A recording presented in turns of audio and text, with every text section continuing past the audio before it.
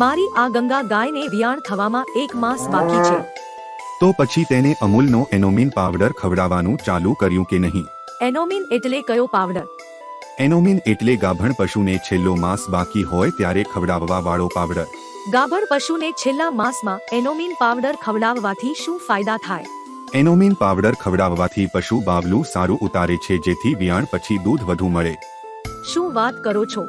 અરે તે પશુનું વિયાણ પણ સરળતાથી થઈ શકે છે। એ તો ખૂબ જ સારી વાત કહેવાય। એટલું જ નહીં, તેની મેલી પણ ખૂબ જ ઓછા સમયમાં કુદરતી રીતે પડી જાય છે। ખરેખર? પણ વિયાણ બાદ પશુને ઘણી બધી બીમારીઓથી પણ બચાવી શકાય છે। આજે જ આ અમૂલનો એનોમિન પાવડર લઈ આવવું, પણ એ મળશે ક્યાં? આપણી નજીકના અમૂલ દાણ પાર્લર ઉપર મળે જ છે। હું તો લેવા ચાલી, પણ તમે લોકો પણ તમારા ગાભણ પશુ માટે અમૂલનો એનોમિન પાવડર ખાસ લઈ આવજો।